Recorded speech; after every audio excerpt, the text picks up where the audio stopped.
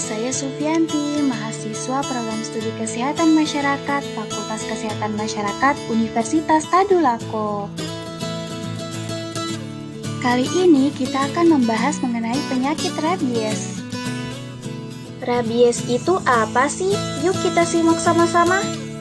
Rabies merupakan penyakit zoonosis yang dapat menyerang semua hewan berdarah panas dan manusia. Virus ini ditransmisikan melalui air liur hewan terinfeksi rabies dan umumnya masuk ke tubuh melalui infiltrasi air liur,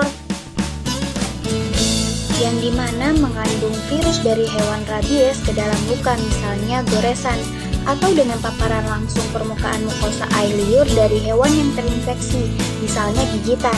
Nah, virus rabies ini tidak bisa menyusup atau melewati kulit dalam kondisi utuh tanpa luka. Ketika virus sampai ke otak, maka dapat beraplikasi lebih lanjut, sehingga menghasilkan tanda klinis pada pasien. Anjing domestik merupakan reservoir yang paling umum, dengan lebih dari 95% kematian manusia yang disebabkan oleh hewan tersebut. Menurut data WHO, rabies terjadi di 92 negara loh, dan bahkan bersifat endemik di 72 negara. Hal ini diperkirakan 55.000 orang di dunia meninggal akibat rabies setiap tahunnya. Bahkan penyakit rabies endemik di semua benua, kecuali Antartika. Rabies pada manusia ditemukan di 150 negara dan di wilayah di semua benua kecuali Antartika. Perkiraan secara global menunjukkan bahwa kematian manusia disebabkan endemik rabies oleh penularan anjing merupakan yang tertinggi di Asia. Dengan insiden kematian tertinggi dilaporkan di India, diikuti oleh Afrika. Lalu seperti apa sih tata laksana ketika digigit oleh hewan penular rabies atau GHPR?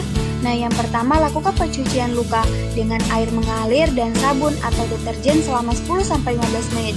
Kedua, pemberian antiseptik. Pemberian antiseptik yaitu ada alkohol 70%, betadin, dan obat merah.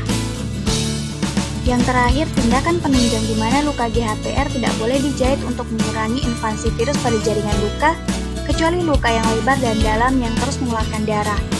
Kemudian pemberian VAR atau VAR dan SAR. Pemberian VAR dan SAR dilakukan menurut kategori luka gigitan. Sedangkan kontak dengan liur hewan rabies atau penderita rabies tetapi tidak ada luka, maka tidak perlu diberikan pengobatan VAR dan SAR. Pada kasus luka risiko rendah hanya diberikan VAR saja, sedangkan pada kasus luka risiko tinggi harus diberikan VAR dan SAR.